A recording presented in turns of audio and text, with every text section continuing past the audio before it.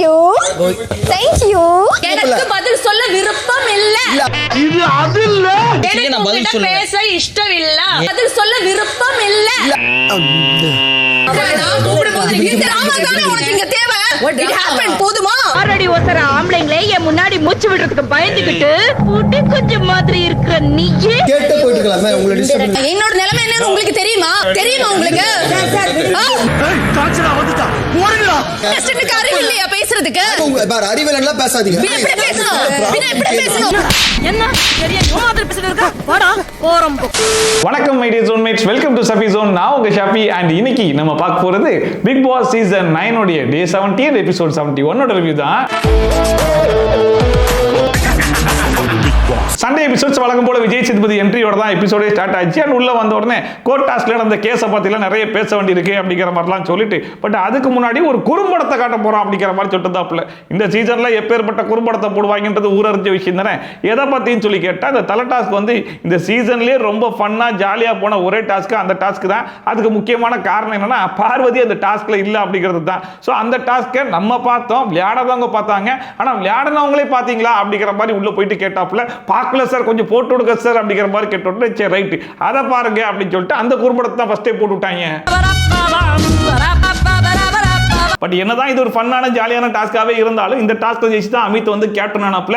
Captain ஆனது மட்டும் இல்லாமல் இந்த வாரம் முழுக்க அந்த மனுஷனால முடிஞ்ச அளவுக்கு எஃபோர்ட் போட்டு பெஸ்ட்டாக கொடுத்தாப்ல. இதுக்கு முன்னாடி இருந்த கேப்டன்சியோட இந்த மனுஷன் எவ்வளவோ பெட்டராக பண்ணியுமே. நேற்று சம்மந்தமே இல்லாமல் அந்த மனுஷனை போட்டு அடின்னு அடிச்சு ஒஸ்ட் கேப்டன்சின்ற மாதிரி சொல்லி ரோஸ்ட் எல்லாம் பண்ணாப்ல. இவ்வளோ எஃபோர்ட் போட்டதுக்கு அமித் கிடைச்ச ஒரே ஒரு விஷயம் சொல்லி பார்த்தீங்கன்னா, இந்த டாஸ்க்ல நீங்க நல்லா விளையாண்டீங்க அமித், வாழ்த்துக்கள் அப்படிங்கிற ஒரே ஒரு அப்ரிசியேஷன் மட்டும்தான். அமித் ரொம்ப ஸ்ட்ராங் ஆனாலும் சூப்பரா விளையாண்டீங்க அமித்.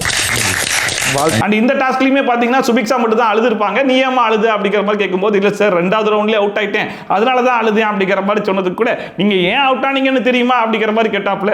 விக்ரம் கிட்ட போகும்போது விக்ரம் என்ன சொன்னாப்ல, அண்ணன் கிட்ட மட்டும் வந்துடாதம்மா அப்படிங்கிற மாதிரி சொன்னார்ல. நீ விக்ரம் கிட்ட போயிருந்தா யாராவது ஜெயிச்சிருப்பமா, அவர் சொன்ன வார்த்தையில விழுந்துதான் நீ வந்து அவுட் ஆயிட்ட அப்படிங்கிற மாதிரி சொல்லிட்டு. அப்ப கூட விக்ரம் வந்து, சார் அப்படிலாம் இல்ல சார் அப்படிங்கிற மாதிரி சொல்லும்போது, என்ன விக்ரம், நான் ஜாலியா பேசும்போது நீங்க ஜாலியா எடுத்துக்கோங்க, நீங்க மட்டும் எமோஷனை வச்சு ஜாலியா பண்றீங்கல்ல அப்படிங்கிற மாதிரி, அதாவது ஜாலியா சொல்ற மாதிரி சொல்லி எமோஷன் வச்சு ஒரு கேம் விளையாடி தானே சுபிக்ஷாவை அவுட் ஆக்கிட்ட அப்படிங்கறத குத்தாம குத்தி காமிக்கிறாராம். நீங்க ஜாலியா எமோஷனல் விளையாடும்போது நான் ஜாலியா பேசக்கூடாது விக்ரம். இல்ல இல்ல சார், ஆமா சரி, இந்த கோர்ட் டாஸ்க பத்தி பேசலாம் அப்படிங்கிற மாதிரி ஆரம்பிச்சாப்ல. இந்த கோர்ட் டாஸ்க பொறுத்த வரைக்கும் பிக் பாஸ் அடிக்கடி சொன்ன விஷயம், இந்த டெக்கோரத்தை மெயின்டைன் பண்ணுங்க அப்படின்னு சொல்லிட்டு. அண்ட் அவங்களுமே எவனாச்சு டெக்கோரத்தை மெயின்டைன் பண்ணுங்கடா, டெக்கோரத்தை மெயின்டைன் பண்ணுங்கடா அப்படின்னு சொல்லி கத்தி டெக்கோரம் மெயின்டைன் பண்ணாம விட்டாங்க இல்லையா. சோ அங்கிருந்தே ஆரம்பிப்போம் அப்படிங்கிற மாதிரி ஆரம்பிச்சாப்ல. இதுவே வந்து ஒரு படத்துல நடிக்க போறீங்க, டைரக்டர் சொல்றாரு அங்க போயிட்டு இந்த மாதிரி டெக்கோரம் மெயின்டைன் பண்ணாம இருப்பீங்களா அப்படிங்கிற மாதிரி கேள்வி எல்லாம் கேட்டாப்ல. அத பொதுவா கேட்கிற வரைக்கும் கரெக்ட் தான், ஏன்னா எவனுமே டெக்கோரம் மெயின்டைன் பண்ணல, அதுதான் உண்மை அப்படிங்கிற மாதிரி இருந்துச்சு. ஆனா இப்பயுமே இன்னைக்குமே நான் வினோத் தான் அடிப்பேன்ற பேர்ல நேரா வினோத் கிட்ட போய் கேட்கறாப்ல. கேட்ட அந்த மனுஷன் பதில் சொல்ல விட்டாலும் பரவாயில்ல, அந்த மனுஷன் பதில் சொல்றதுக்குள்ளேயே பிக் பாஸே நீங்க மதிக்கல, உட்காருங்க வினோத் அப்படி சொல்லிட்டு உட்கார வேற வைக்கிறாப்ல. ஓகே, இது அதுக்கு இது ஏன்னா பிக் பாஸ் பேச்ச கேட்கல, உட்காருங்க. ஆமா சரி ரைட், இதே ஒரு கேள்வியா கேட்டுருவோம் அப்படின்னு சொல்லிட்டு ஹவுஸ்மேட்ஸ் கிட்ட என்ன கேட்டாருன்னா, இந்த கோர்ட் டாஸ்க்ல டெக்கோரத்தை மெயின்டைன் பண்ணாத ஆள் யாரு அப்படிங்கிற மாதிரி கேட்கும்போது, ஃபர்ஸ்டா கனியன் என்ன சொன்னாங்கன்னா, பார்வதி தான் சார் அப்படிங்கிற மாதிரி சொன்ன உடனே பார்வதி யாரா, நான் அப்படி பண்ணவே கிடையாது, நான் தான் டெக்கோரத்தை பயங்கரமா மெயின்டைன் பண்ணேன், இப்படி அபாண்டமா பழி போடுறாங்களே அப்படிங்கிற மாதிரி ஒரு பயங்கரமான ரியாக்ஷன் வேற. பாரு தான் சார் பயங்கரமா பின்னாடி இருந்து பேசுறது. அடுத்த திவ்யா கூட சைலண்ட் சைலண்ட் சைலண்ட் 3 வாட்டி சொன்னேன் சார். அப்ப கூட பார்வதி மறுபடியும் பேசுறது மட்டும் இல்லாம கடைசில ஒரு ரியாக்ஷன் வேற கொடுத்தாங்க சார். வெளியே வந்து நீ ஜட்ஜா இருக்கிறதால தான் சும்மா விட்டேன், இல்லைன்னா வேற மாதிரி ஆயிருக்கும் அப்படிங்கிற மாதிரிலாம் மிரட்டுறாங்க சார் அப்படிங்கிற மாதிரி சொன்ன உடனே பார்வதி இருந்துச்சு, சார் என்ன நடந்துச்சுன்றது நானே சொல்லிடுறேன் சார் அப்படின்னு சொல்லிட்டு இருந்துச்சாங்க.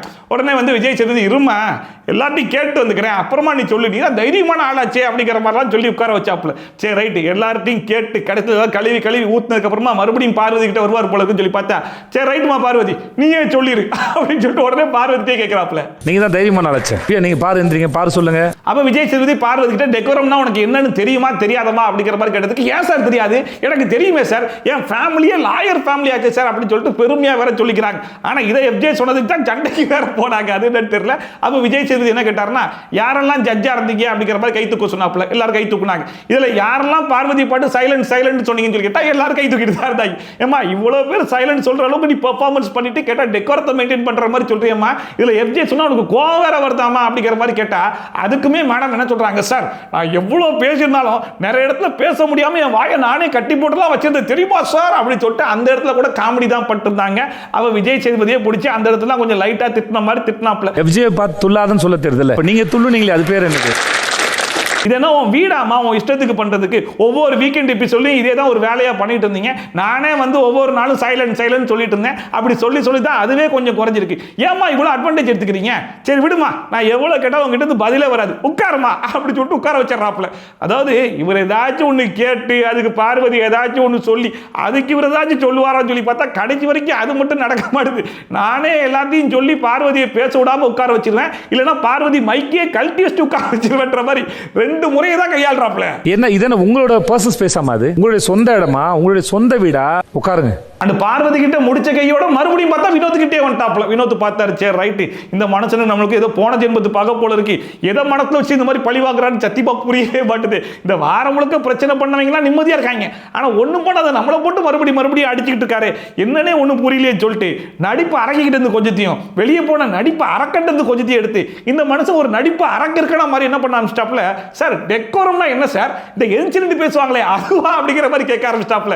அந்த மனுஷனை பார்க்கறதுக்கே பாவமாய் போச்சு. கடத்துல வந்து அவரே கேட்டார், டெக்கோரம்னா என்னன்னே தெரியாம டெக்கோரம் மெயின்டைன் பண்ணுங்கன்னு சொல்லிட்டு அதை வச்சு அடிக்க ஆரம்பிச்சிட்டாப்ல. எழுந்து பேசுறது டெக்கோரம் இல்ல, அதான் டெக்கோரம். அது உங்களுக்கு தெரியுங்க. இத்தனை என்னங்க இது? இத்தனைக்கு இந்த கோட்டாஸ்ல எல்லாருமே கடந்து கைமையான்னு கத்தி டெக்கோரம் மெயின்டைன் பண்ணாம பிரச்சனை சண்டன் மட்டுமே பண்ணிட்டு இருந்த இடத்துல அந்த டாஸ்க் ஓரளவுக்கு என்டர்டைன்மெண்டா ஃபன்னா ஜாலியா போனதுக்கு மெயின் காரணமே வினோத் தான். அந்த மனுஷன் அங்கங்க போட்ட கவுண்டர்ல தான் நம்மளே வாய் விட்டு சிரிச்சு ரசிச்சுலாம் பார்த்தோம். கடைசியில் பார்த்தா அதையும் பண்ணீங்கன்னு சொல்லிட்டு அதுக்குமே போட்டு அடிக்கிறாப்ல. அந்த மனுஷன் பார்த்தாரு, என்னதான்டா பண்றது அப்படிங்கிற மாதிரி முழிக்க ஆரம்பிச்சிட்டாப்ல.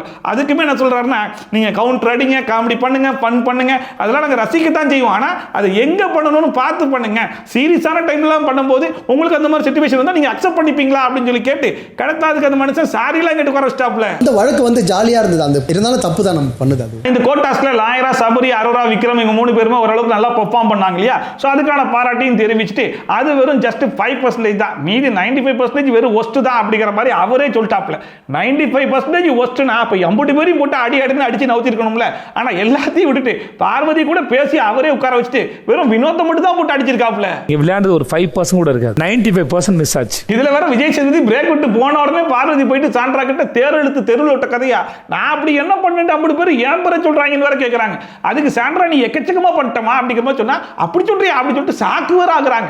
அவங்க சாக்காரத பார்த்தா நமக்கு தான் பயங்கர ஷாக்கிங்கா இருக்குது.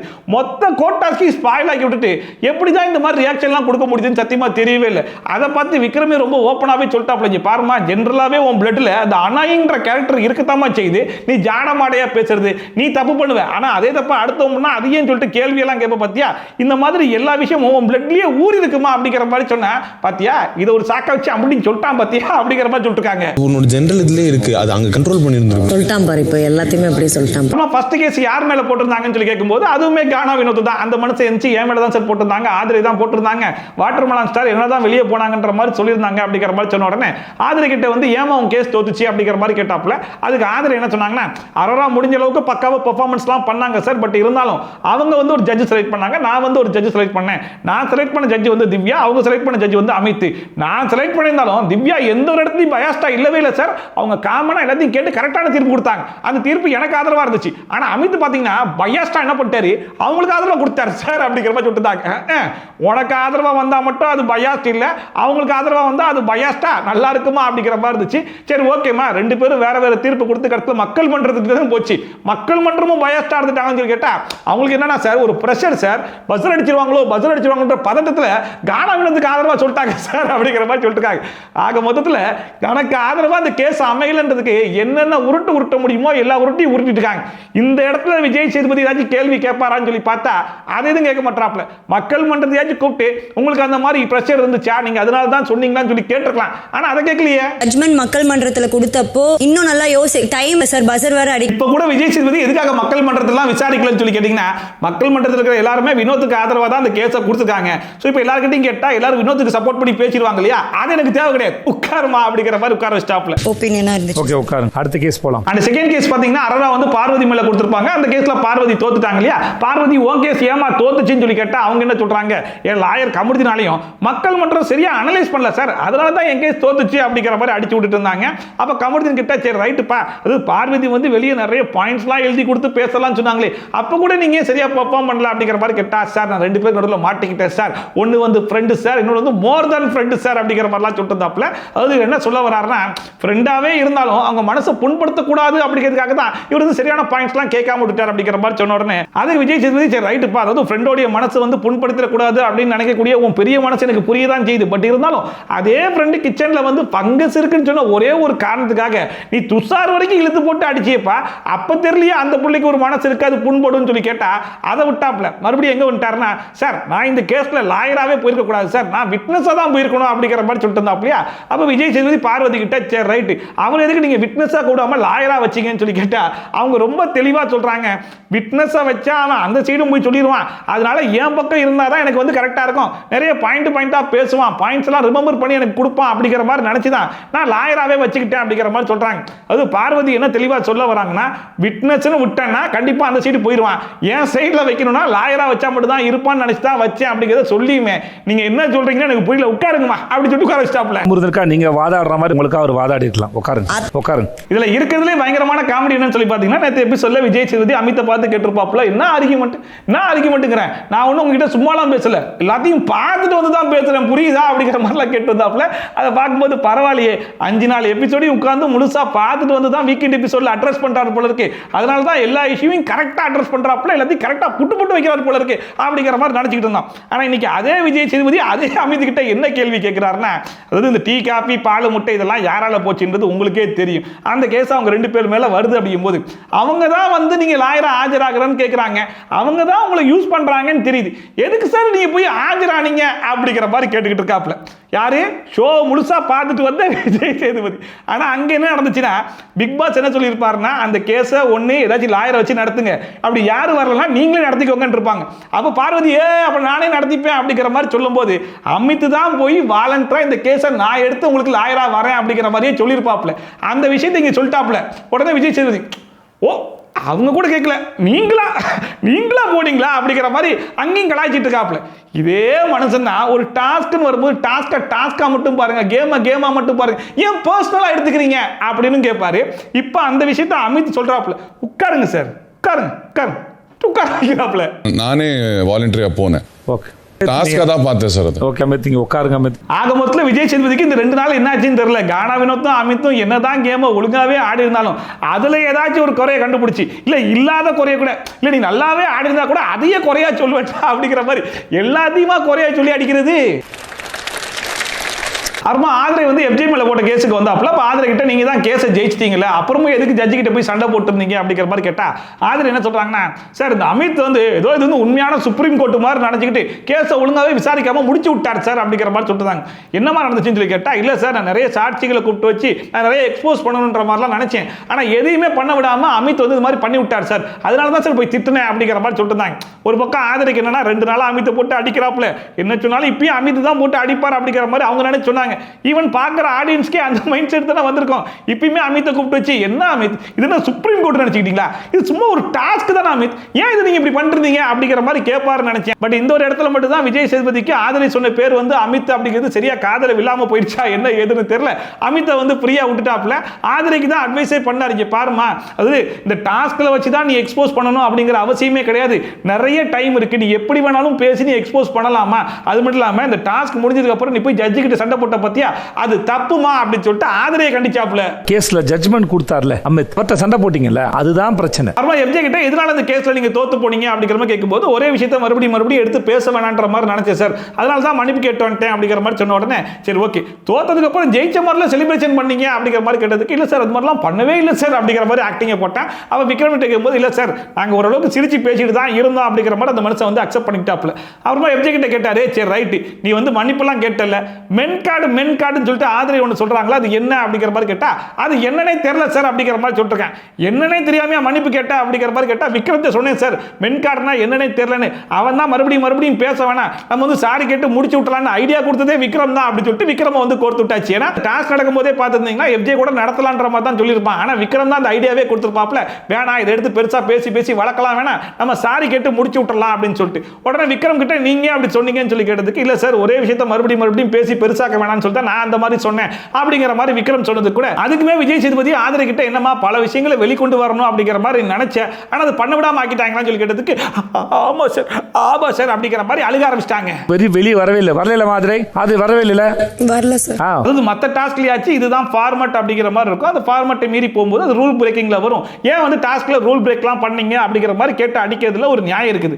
ஆனா கோர்ட் டாஸ்க்னு சொல்லி வரும்போது எந்த விஷயத்தை பேசணும் எந்த விஷயத்தை பேசக்கூடாது, எந்த கேஸை எப்படி சால்வ் பண்ணணும் அப்படிங்கிற வரைக்கும் அவங்க தான் யோசிச்சு பண்ணணும் கரெக்டா. ஸோ அவங்க ஒரு விஷயம் பண்ணியிருக்காங்க, அதையும் ஏன் பண்ணீங்க அப்படிங்கிற மாதிரி கேள்வி கேட்கிறாருன்னா என்னன்னே சத்தியமா புரியல அப்படிங்கிற மாதிரி தான் இருந்துச்சு. ஆனா எஃப்ஜே கேஸை பொறுத்த வரைக்கும் இன்னொரு விஷயம் என்னன்னு சொல்லி பார்த்தீங்கன்னா இந்த கேஸை பத்தி நான் மறுபடியும் பேச விரும்பல அப்படிங்கிற மாதிரி அவன் சொல்லிக்கிட்டே இருக்கானே தவிர்த்து இந்த வீட்டில் மறுபடியும் அந்த விஷயத்தை எடுத்து பேசிட்டு இருக்கிற ஆளா யார் இருக்கானா எஃப்ஜே தான் இருக்கான். அங்க போயிட்டு அவ்வளவு வீரப்பா மன்னிப்புலாம் கேட்டுட்டு வந்தாலுமே வெளியே வந்து ஆதரை கிட்ட கெட்டி பிடிச்சி சமாதானம் பண்ணிட்டு சாரி தான் கேட்டுட்டு இருக்கேன். இதுல விஜய் சேதுபதி ஒரு பாயிண்ட் ரொம்ப கிளியராகவே சொன்னாப்ல, ஆதரை வெளியே வந்து ஷோ பார்த்துட்டு தான் மறுபடியும் உள்ள வந்திருக்காங்க, இல்லைன்னு சொல்லல. அவங்க பார்த்த மாதிரி வெளியே இருந்து நாங்களும் எல்லாத்தையும் பார்க்க தானே செஞ்சிருக்கோம். இந்த வீட்டில் என்ன நடந்திருக்கு எது நடக்கல அப்படிங்கிற வரைக்கும் எங்களுக்குமே தெரியாதுன்னு செய்யும். இந்த கேஸை மட்டும் நீ ஒழுங்கா நடத்திருந்தா அப்படின்னா முழுக்க உனக்கு தான் சாதகமாகவே அமைஞ்சிருக்கும். இது உனக்கு வந்து ரொம்ப அற்புதமான ஒரு வாய்ப்பு, அதை நீ தான் மிஸ் பண்ணிட்ட அப்படிங்கிறது ரொம்ப ஓப்பனாகவே சொல்லிட்டாப்ல. உங்களுக்கு கிடைச்ச அற்புதமான சந்தர்ப்பம் அது, நீங்க தான் அதை ஸ்பாயில் பண்ணிட்டீங்க. வீட்டில் இருக்கிறதுலேயே யார் ரொம்ப வைஸான பிரில்லியண்டான கண்டஸ்டன்ட் சொல்லி கேட்டீங்கன்னா என்ன பொறுத்த வரைக்கும் விக்ரம் அப்படிங்கிற மாதிரி சொல்லிடுவேன். அதுக்கு முக்கியமான காரணம் என்னன்னா வீக்கெண்ட் எபிசோட்ல விக்ரமுடைய ஆக்டிவிட்டிஸ் கொஞ்சம் நல்லா நோட் பண்ணி பாருங்க. ஒரு விஷயம் போயிட்டு இருக்கு, அந்த விஷயத்துல அவர் இன்வால்வ் ஆயிருக்காரு அப்படிங்கிற பட்சத்தில் விஜய் சேதுபதி பேசுறதை நல்லா உத்து கவனிப்பாப்ல. அது அவருக்கு சாதகமா இருக்கா இல்ல அவருக்கு அகைன்ஸ்டா இருக்கா அப்படிங்கிறத பொறுத்து தான் அவருடைய ரியாக்ஷனே இருக்கும். அவருக்கு சாதகமா போயிட்டு இருக்கு அப்படிங்கிற பட்சத்தில் நல்லா பிரைட்டா மூஞ்ச வச்சிருப்பாப்ல, அதுவே அவருக்கு அகைன்ஸ்டா போகுதுன்னா மூஞ்சி தொங்க போட்டு ரெடியா இருப்பாப்ல. விஜய் சேதுபதி விக்ரமை எழுப்பி விட்டு கேள்வியை கூட முழுசா கேட்டு முடிச்சிருக்க மாட்டாப்ல. அதுக்குள்ள அவருக்கு வந்து குற்ற உணர்ச்சி ஆன மாதிரியும் என்னால உங்களை ஃபேஸே பண்ண முடியல சார் அப்படிங்கிற மாதிரியும் இந்த சாரி மன்னிப்பு அப்படிங்கிற வார்த்தையை மட்டும் போடாம பயங்கர குற்ற உணர்ச்சியில் ஒருத்தர் பேசினா எப்படி பேசுவானோ அந்த மாதிரி மனுஷன் பேச ஆரம்பிச்சிருவாப்ல. இப்போ கூட இந்த கேள்விக்கு என்ன சொல்றாரு அப்படின்னா சார் அந்த டைம்ல அது ஒரு பயங்கரமான மூவ் மாதிரி நினைச்சேன், ஆனா இப்ப பார்த்தா அப்படி இல்ல சார் அப்படிங்கிற மாதிரி சாரிலாம் கேட்ட உடனே அது பண்றதெல்லாம் பண்ணிட்டு சோகமா மூஞ்சி வச்சுட்டா சரியாயிருமா அப்படின்னு சொல்லிட்டு இப்ப விஜய் சேதுபதியை கேட்டு விட்டாப்ல. பண்றதெல்லாம் பண்ணி முடிச்சுட்டு அப்புறம் நீங்க சேடா வச்சிருந்தீங்கன்னா நம்புற மாதிரி இருக்குமா நீங்க இல்லைங்க. இதெல்லாம் பேசி முடிச்சுட்டு விஜய் சேதுபதி பிரேக் விட்டு போன உடனே மறுபடியும் நான் திருந்த மாட்டேன் அப்படிங்கிற பேர்ல எஃப்ஜே போயிட்டு ஆதரை கிட்ட சாரி கேட்டுட்டு இருக்கேன். யாரா இவன் எங்க எதிரா பிடிச்சிட்டு வந்திருக்கீங்க அப்படிங்கிற மாதிரி இருந்துச்சு. இவன் ஒரு பக்கம் இப்படி இருக்கானா, இன்னொரு பக்கம் ஆதரையை பாருங்க. இந்த கிஸ் கேட்ட மேட்டர் இருக்கு இல்லையா, அதை நான் ஜஸ்டிஃபை பண்றேன் அப்படிங்கிற பேர்ல ஒரு ஜஸ்டிஃபிகேஷன் ஒன்று கொடுத்தாங்க பாருங்க. என்னால அப்படியே அரண்டு போயிட்டேன். அதாவது இந்த பால் கேம்ல இந்த கேம் ஆடி முடிச்சதுக்கு அப்புறம் டே விக்ரம் வாடா ஒரு ஹக்கி குடுறா அப்படிங்கிற மாதிரி ஒரு ஹக் ஒன்று கேட்டாங்களா, அந்த மாதிரி தான் எஃப்ஜே கிட்ட ஒரு நாளுக்கு வந்து சும்மா பேசியிருந்தேன். பேசி முடிச்சுட்டு போகும்போது ஒரு கிஸ் கொடுத்துருப்பா அப்படிங்கிற மாதிரி கேட்டேன். இந்த ஹக்கு கேட்ட மாதிரி தான் கிஸ் கேட்டேன், அது ஒரு பெரிய விஷயமா எடுத்து அது ஒரு பாயிண்ட்ன்ற மாதிரி பிடிச்சிக்கிட்டேன் அப்படிங்கிற மாதிரி. அதாவது கிஸ் கேட்டதை ஹக்கோட கொண்டு போய் கம்பேர் பண்ணி பேசிட்டு இருக்காங்க. பேசி முடிச்சுட்டு எந்திரிச்சு போகும்போது செல்வா அவர் முத்தா கொடுத்து போ அப்படின்னு சும்மா சொன்னேன். இல்ல நான் என்ன கேட்கிறேன், இப்ப ஆதரை எஃப்ஜே கிட்ட கேட்ட அதே கிஸ் எஃப்ஜே வந்து ஆதரை கிட்ட கேட்டு ஆதரை வந்து ஒரு பெரிய இஷ்யூ ஆக்கி வீக்கெண்ட் எபிசோட் வரைக்கும் கொண்டு வரும்போது ஐயோ நீ தப்பா புரிஞ்சுக்கிட்டியா, நான் சாக்லேட் கொடுன்னு கேட்பாங்கல்ல அந்த மாதிரி தான் அந்த கிஸ்ஸையும் கேட்டேன் அப்படிங்கிற மாதிரி சொன்னா நீ அதை சாதாரணமா எடுத்துப்பியாமா, கையில சோப்பு துணிலாம் கட்டிட்டு வந்து போராடுவோம் சொல்லி அவனுக்கு ரெட் கார்டெலாம் கொடுத்து வெளியே அனுப்பிச்சிட மாட்டீங்க. ஆனா உனக்குன்னு வரும்போது மட்டும் நான் ஹக்கு கேட்கிற மாதிரி தான் சாதாரணமா கிஸ் கேட்டேன்ற மாதிரி சொல்லிக்கிட்டு இருக்கேன். காதுல கடுக்கனை குத்தலாமா, கடப்பாறையை குத்தக்கூடாது. நான் என்ன எல்லா கேமரா முன்னாடியும் வந்து கிஸ்ஸா வாங்கிட்டு போறேன். அந்த ஆதரை சொன்னா அந்த கிஸ் எக்ஸாம்பிள்லாம் கேட்டு திவ்யா கொஞ்சமாச்சு ஷாக் ஆவாங்களான்னு சொல்லி பார்த்தா அவங்க அதுக்கெல்லாம் ஷாக் ஆகிற மாதிரி தெரியல. இதெல்லாம் எஃப்ஜே எப்ப சொன்னா அப்படிங்கிற மாதிரி அவங்க ஒரு பக்கம் கேட்டுருக்காங்க. இன்னொரு பக்கம் அரோரா என்ன சொல்றாங்கன்னா அவன் இதை மட்டும் இல்ல, அதாவது இந்த மாதிரி 10 விஷயம் நடந்திருக்கு, இதெல்லாம் வந்து சொன்னேன்னு வையன் ஆதரையுடைய கேரியரே கேரியரே ஸ்பாயில் ஆயிரும் அப்படிங்கிற மாதிரி கத்தி சொன்னா அங்க இருக்கிற எல்லாருக்குமே அதெல்லாம் கேட்க தான் செஞ்சுச்சு அப்படிங்கிற மாதிரி அரோரா சொன்ன உடனே திவ்யா என்ன சொல்றாங்க, இதுக்கு நீ அட்ரஸே பண்ணல, இப்ப விஜய் சேதுபதி வந்த உடனே நீ அட்ரஸ் பண்ணு அப்படிங்கிற மாதிரி சொல்லிட்டாங்க. அதுக்கேற்ற மாதிரி விஜய் சேதுபதி பிரேக் முடிஞ்சு வந்த உடனே அரோரா வந்து மேட்டரை சொல்லிட்டாங்க.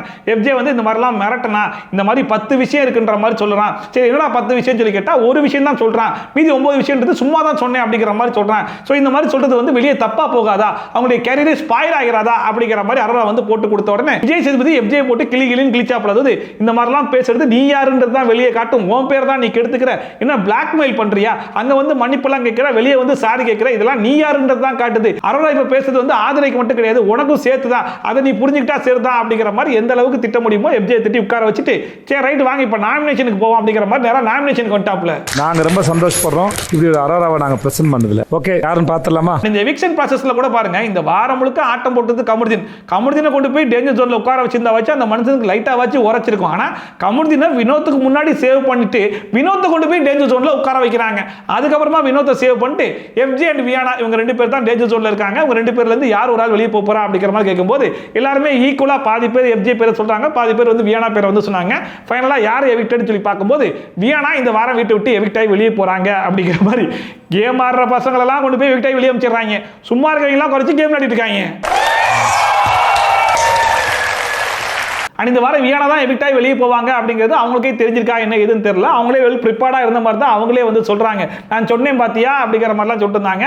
அண்ட் வந்து அவங்க கொஞ்சம் கூட ஃபீல் பண்ண மாதிரி கூட தெரியல, ரொம்ப ஜாலியா பாட்டு பாடிட்டு டான்ஸ் ஆடிட்டு ரொம்ப சந்தோஷமா தான் வெளியே போனாங்க.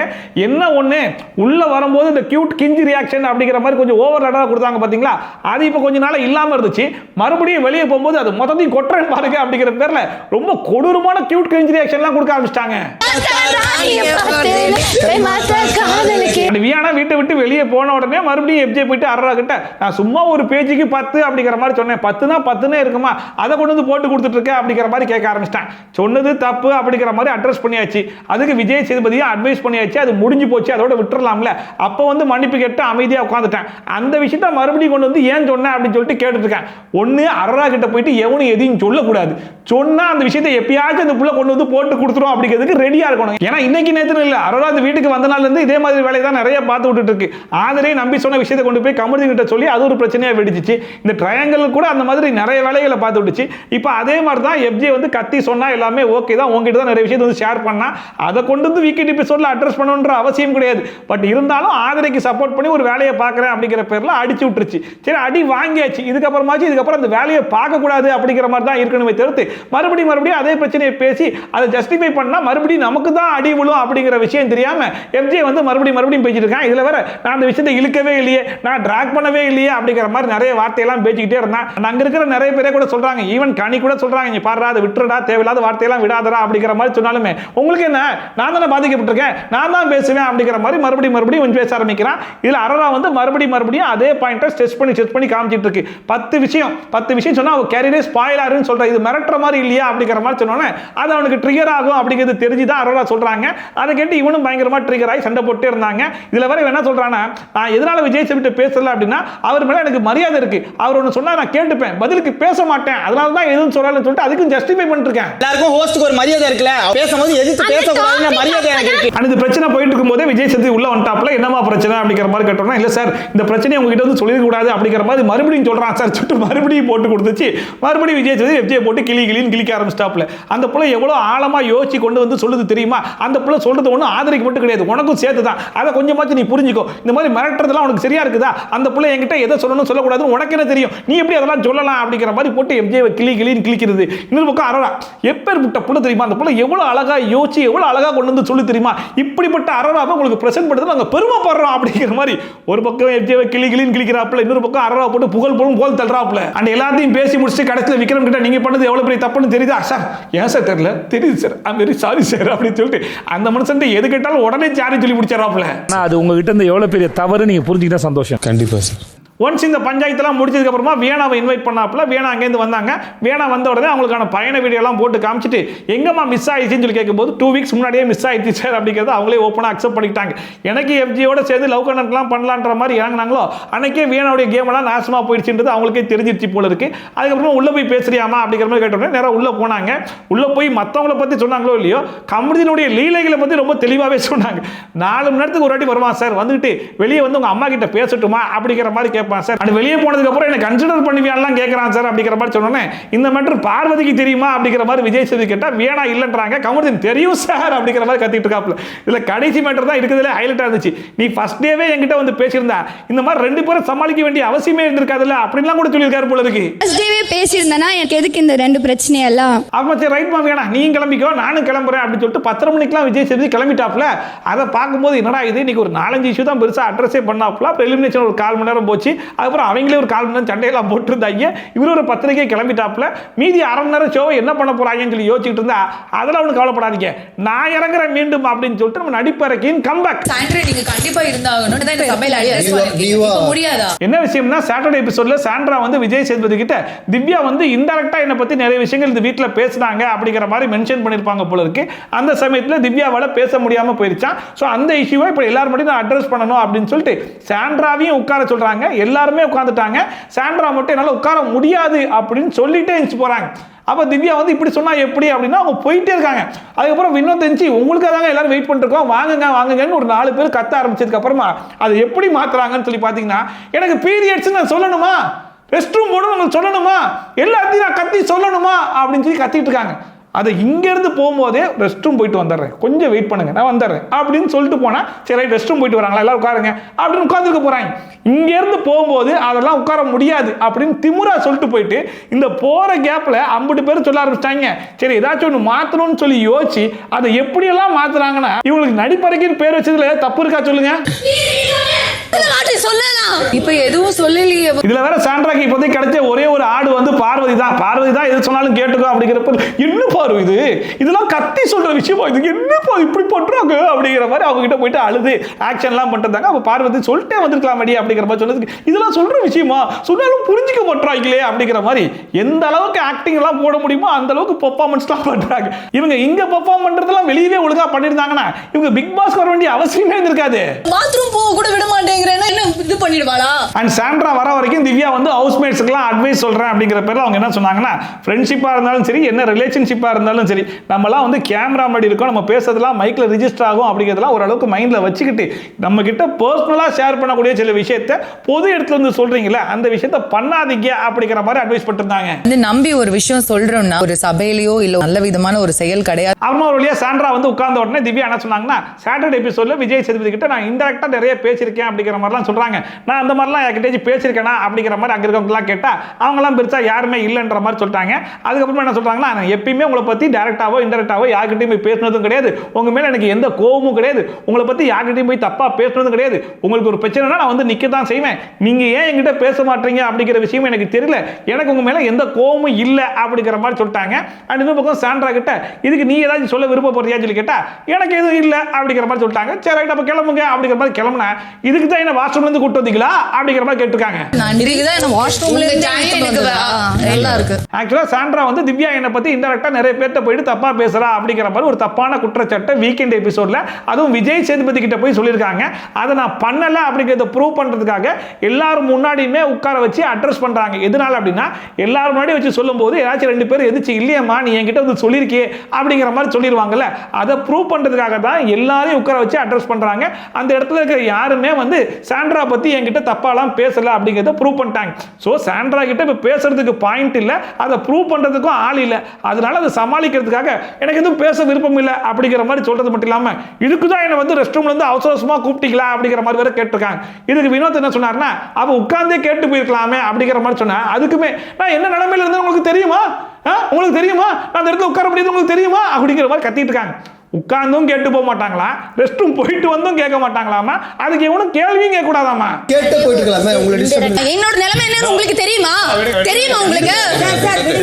ஆனா இதுல வேற இந்த வீட்டுக்குனே சில வழக்கம் வேற இருக்காது. என்னன்னு சொல்லி பாத்தீங்கன்னா, சாண்ட்ரா மட்டும் பயங்கரமா டென்ஷன் ஆகி கத்த ஆரம்பிச்சிட்டாங்கன்னு வைங்களேன், அவங்க எல்லாரையும் பார்த்து கண்டமேனிக்கு நிறைய வார்த்தையெல்லாம் விடுவாங்க. ஆனா அந்த டைம்ல யாரும் பெருசா எடுத்துக்காதீங்க. அப்படி பெருசா எடுத்துட்டு கேட்க ஆரம்பிச்சிங்கன்னு வைங்களேன், சாண்ட்ரா இன்னும் பயங்கரமா டென்ஷன் ஆயிடுவாங்க அப்படிங்கிற மாதிரி பழக்கி வச்சிருக்காங்க. பிரஜன் வீட்டை விட்டு வெளியே போன அடுத்த நாள் இந்த மாதிரி தான் கண்டமேனிக்கு எல்லாரையும் பார்த்து பயங்கரமாலாம் பேசிட்டு இருந்தாங்க. யாரும் எதுவும் சொல்லவே இல்லை. அதே மாதிரி தான் இப்போ கூட வந்துட்டு வினோத்தை பார்த்து அறிவில்லையா அப்படிங்கிற மாதிரி கேட்குறாங்க. இருக்கிற டிராமாவெல்லாம் இவங்க பண்ணிட்டு கடுத்த திவ்யா பார்த்து இந்த டிராமா தானே உனக்கு தேவை, அதுக்கு தானே நீ பண்ண அப்படிங்கிற மாதிரி இந்த பழைய கூட தூக்கி திவ்யா மேல போட்டுட்டு இருக்காங்க. போதுமா திவ்யா பார்த்து டிராமா பண்றியா அப்படிங்கிற மாதிரி கேட்ட உடனே திவ்யாவே நல்லா கேட்டு விட்டாங்க. நான் கூப்பிடும் போதே சொல்லிட்டு போயிருக்கலாமே, அதை விட்டு நீ என்ன சொன்ன, முடியாதுன்னு தானே சொன்ன அப்படிங்கிற மாதிரி கேட்டா, வா வந்து என் தலையில ஏறு வா அப்படிங்கிற மாதிரி கூப்பிட்டு இருக்காங்க. இவங்க தலையில மவுண்டனா ஏறி பாக்குறதுக்கு இதுல வேற ஆவுனா எங்க போயிடுறாங்கன்னு சொல்லி பாத்தீங்கன்னா பார்வதி கிட்ட போயிடுறாங்க. என்ன பார்வதி இது, என்னடா இப்படி பேசுற, எவனுக்குமே அறிவில்லாத மாதிரி பேசுறாங்களடா, 2 மினிட்ஸ் இருன்னு சொல்லி அவர் கேட்கிறாரு. அவங்க வீட்டுல பொண்ணுங்களே இல்லையாடா அப்படிங்கிற மாதிரி கேட்டிருக்காங்க. அதாவது 2 மினிட்ஸ் இருந்துட்டு போயிருக்கலாமே அப்படிங்கிற மாதிரி சொல்லும் போது, இருங்க நான் ரெஸ்ட் ரூம் போயிட்டு வரேன் அப்படிங்கிற மாதிரி சொன்னா அந்த மனுஷன் ஏன் இருங்கன்னு சொல்ல போறாரு, எதுவுமே சொல்லாம என்னால உட்கார முடியாது அப்படிங்கிற மாதிரி திமிரா பேசிட்டு போயிட்டு அங்க போயிட்டு எனக்கு பீரியட்ஸ் கத்தியா சொல்ல முடியும் அப்படிங்கிற மாதிரி கேட்கிறாங்க. பீரியட்ஸ் கூட சொல்ல தேவையில்லைங்க, ரெஸ்ட் ரூம் போறேன்னு கூட வாய் வராது. அந்த வீட்டுல பொண்ணுங்க யாருமே இல்லையா? ஆக்சுவலா இந்த பிரச்சனை எங்க இருந்து ஆரம்பிச்சு, சாண்ட்ரா வந்து திவ்யா என்ன பத்தி இன்டைரக்டா இந்த வீட்டுல நிறைய பேர்ட்ட பேசிட்டு இருக்காங்க அப்படிங்கிற மாதிரி சொன்னாங்க. நிறைய பேர்னாலே ஒரு 2-3 பேராச்சும் இருக்கணும்ல, அது யாருமா என்ன சொன்னாங்கன்னு சொல்லுன்னு சொல்லி கேட்டா கடைசி வரைக்கும் அதை மட்டும் சொல்லவே மாட்டாங்க. ஏன் சொல்ல மாட்டேன்னு சொல்லி கேட்டா, சொன்ன ஆளு இந்த வீட்டுல இல்லையா, யாருன்னு கேட்டா ரம்யாவா. சரி அந்த ஆளு இல்லாட்டா சரிமா அவங்க என்ன சொன்னாங்க அதையாச்சும் சொல்லுன்னு சொன்னா அதையும் சொல்ல மாட்டேன்றாங்க. அது என்னன்றது இப்ப எனக்கு எக்ஸ்பிளைன் பண்ண முடியாது, பிகாஸ் இங்க இருந்த ரம்யா இப்ப இல்ல. நம்ம எல்லாருமே பார்த்திருப்போம், சாண்ட்ரா தான் திவ்யா பத்தி எவ்வளவு கீழ்த்தரமா கேவலமா பேச முடியுமோ அந்த மாதிரிலாம் பார்வதி கிட்ட பேசிட்டு இருந்தாங்க. ஆனா இப்ப சம்பந்தமே இல்லாம திவ்யா இவங்களை பத்தி அதுவும் இன்டைரக்டா நிறைய பேர்ட்ட பேசிட்டாங்கன்னு சொல்லிட்டு குற்றச்சாட்டை வச்சிட்டு இருக்காங்க. என்ன பேசி இருக்கேன்னு எனக்கு புரியவே இல்லை, நான் என்ன பேசினேன். அந்த வினோத் வந்து கேள்வி கேட்டா பதில் சொல்லுங்க அப்படிங்கிற மாதிரி தான் சொன்னாப்ல.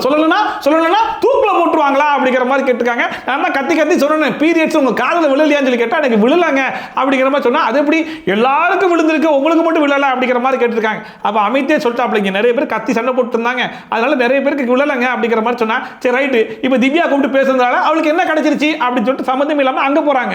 இப்ப மட்டும் அவங்களுக்கு என்ன கிளாரிஃபிகேஷன் கிடைச்சிருச்சு, எல்லாரும் முன்னாடி உட்கார வச்சு பேசும்போது அந்த விடாம சாண்ட்ரா ஒரு பக்கம் போயிட்டு கத்தி கத்தி அவ என்கிட்ட சண்டைக்கு வரான்றது தெரிஞ்சா நான் என்ன பண்ணட்டும் அப்படிங்கிற மாதிரி கேட்டிருக்காங்க. அதாவது திவ்யா வந்து விடாம வாலண்டரா எப்படா சாண்ட்ரா கிட்ட சண்டை போடலாம் அப்படிங்கிற மாதிரி ட்ரை பண்ணிட்டே இருக்காங்களாமா. அது தெரிஞ்சு இவங்க விலகி போயிட்டு இருக்காங்க அப்படிங்கிற மாதிரி சொன்னா, யாரா இருந்தாலும் கோவம் வரதானே செய்யணும். அந்த மாதிரி நம்ம பண்ணியிருந்தா பரவாயில்ல, பண்ணவே இல்லைங்கும் போது திவ்யா போய் கேள்வி கேட்க வருவாங்கல்ல, நான் எப்போ பண்ணேன் சாண்ட்ரா அப்படிங்கிற மாதிரி கேட்டா உடனே காதை கை வச்சுட்டு உட்காந்துருக்காங்க. அதுக்கப்புறம் நான் விடாம பேசிட்டு தான் இருப்பேன் அப்படிங்கிற மாதிரி திவ்யா பேச ஆரம்பிச்சோன்னே வழக்கம் போல வெளியே போயிட்டு எம்ஜே கிட்ட ஒப்பாரி வைக்கிறாங்க. அங்க போய் கதறி கதறி அழுகுறாங்க. என்னென்னமோ பர்ஃபார்மன்ஸ் பண்றாங்க. நடிப்பு அரைக்கின்ற பேரை நான் கூட சும்மா வச்சுட்டாங்கன்னு நினைச்சேன், ஆனா பெர்ஃபெக்ட்டா வச்சிருக்காங்கன்ற அளவுக்கு என்னென்னமோ பர்ஃபார்மன்ஸ்லாம் பண்ணிருக்காங்க.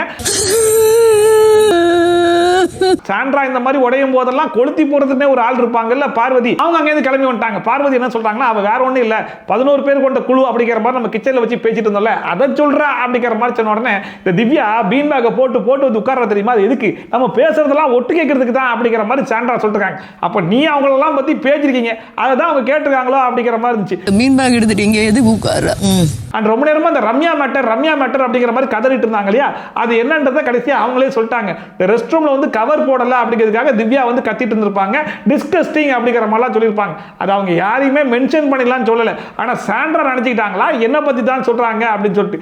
அப்ப பார்வதியே சொல்றாங்க, ஓ அவ பொதுவா சொன்னதை ஒன்னுன்னு நினைச்சுக்கிட்டியா அப்படிங்கிற மாதிரி கேட்டா கூட அவ என்னதான் சொன்னா அந்த இடத்துல நான் தானே இருந்தேன் அப்படிங்கிற மாதிரி அவங்களுக்கு அவங்களே நினைச்சுக்கிட்டு அவங்களே சொல்லிட்டு இருக்காங்க.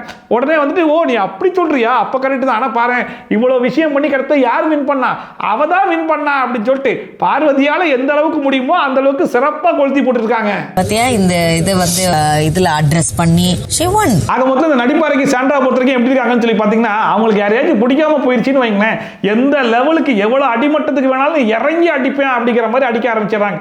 இவ்வளவு நாள் கூடவே இருந்தாங்க, அப்பெல்லாம் ஒன்றும் தெரியல, ஆனா விலகி போய் அவங்க மேல ஒரு வன்மம் வந்ததுக்கு அப்புறம் எந்த அளவுக்கு இறங்கி அடிக்கிறாங்க பாருங்க. இத்தனைக்கும் பாருங்க, இவங்க தான் திவ்யாவை பத்தி கழுவி ஊத்திட்டு இருந்தாங்க. திவ்யா சாண்ட்ராவை பத்தி பெருசா எதுவுமே பேசல. சாண்ட்ரா எதனால என்கிட்ட பேச மாட்டான்னு தெரியல அப்படிங்கிறத தவிர்த்து வேற எதுவுமே திவ்யா வந்து யாருக்கிட்டையுமே ஷேர் பண்ணிக்கல. ஆனா பண்ற தப்பெல்லாம் இவங்க பண்ணிட்டு என்ன பத்தி அவ தப்பா பேசுறா அப்படிங்கிற மாதிரி அடுத்தவங்க கிட்ட சொல்லி அதை கேள்வி கேட்க வந்தா அதுக்கு ஒரு பெரிய டிராமா பண்ணி நீ எதுக்கு டிராமா பண்ற அப்படின்னு சொல்லிட்டு அந்த பழிக்கு அவங்க மேல போட்டுருக்காங்க. டாஸ்க்குக்கா வாங்க. எனக்கு தெரிஞ்சு இது சாண்ட்ராவுடைய ஜஸ்ட் ஒரு பிகினிங் தான். நாளைக்கு பாருங்க மீண்டும் நடிப்பு இறக்கிய களத்துல இறங்கி பயங்கரமான பெர்ஃபார்மன்ஸ்லாம் கொடுக்க போறாங்க. அது மூலியமா என்னென்னலாம் நடக்க போகுது அப்படிங்கிறத நம்ம பொறுத்திருந்து தான் பார்க்கணும். எப்படியும் அடுத்த வாரத்துல ஒரு நாள் சாண்ட்ரா அண்ட் திவ்யாவுக்கு பயங்கரமான ஃபைட் வரப்போகுது. அந்த ஃபைட்டை கொண்டு போய் தான் அடுத்த வாரம் வீக்கெண்ட் எபிசோட்ல டிஸ்கஸ் பண்ண போறாங்க அப்படிங்கிற வரைக்கும் இப்பவே தெரிஞ்சு போச்சு. என்ன நடக்க போகுது ஏது நடக்க போகுது அப்படிங்கிறத பொறுத்திருந்து பார்க்கலாம். நானும் சொன்னேன். That means indirect. தொடர்ந்து எபிசோடு முடிஞ்சு போச்சு. இன்னைக்கு எபிசோட பொறுத்த வரைக்கும் நேற்று எபிசோடு வந்து இருக்கிறதுலே பயங்கர ஒஸ்டான எபிசோடா இருக்கு அப்படிங்கிற மாதிரி சொல்லியிருந்தோம் இல்லையா? அந்த எபிசோட கம்பேர் பண்ணி பார்க்கும்போது எனக்கு ஓரளவுக்கு பரவாயில்லையோ அப்படிங்கிற மாதிரி இருந்துச்சு. ஏதோ ஒரு 4 இஷ்யூ எடுத்து அதையும் அட்ரஸ் பண்ணிட்டு இருந்தாப்ல. அதுலயுமே பாத்தீங்கன்னா மறுபடியும் வினோத் அமித் 2 பேர் தான் போட்டு அடிச்சிட்டு இருந்தாப்ல. அப்படி இருக்கு அவங்க 2 பேர் மேல அப்படி என்னதான் காண்டி என்ன ஏதுன்னு சத்தியமா புரியவே இல்லை. தப்பு பண்ண பார்வதியும் கமலத்தையும் ஃபுல்லா தொடவே இல்லை. மத்த எல்லாத்தையும் தான் போட்டு அடிச்சிருக்காப்ல. சோ இன்னைக்கு வந்து இருந்த half an hourல அவரால் என்ன பண்ண முடியுமோ அதை சிறப்பா பண்ணிருக்காரு. அண்ட் வியானாவுடைய எலிமினேஷன் அது ஃபேரா அன்ஃபேரா அப்படிங்கறத நீங்களே சொல்லுங்க. மீதி இருக்கிறது என்னமோ 5 வாரம் தான். ஆனா இன்னுமே 13 பேர் உள்ள இருக்காங்க. பட் இன்னுமே டவுட் என்னன்னு சொல்லி பாத்தீங்கன்னா இந்த 13 பேர்ல எவன் தான் டைட்டில் வின் பண்ண போறான், எவன் தான் ரன்னர் அப்பா வர போறான், எவன் தான் டாப் 5லே வருவான் அப்படிங்கிறது கூட இப்ப வரைக்கும் கெஸ் பண்ண முடியாம போற ஒரே சீசன்னா அது இந்த சீசன்ற மாதிரி தான் இருக்குது.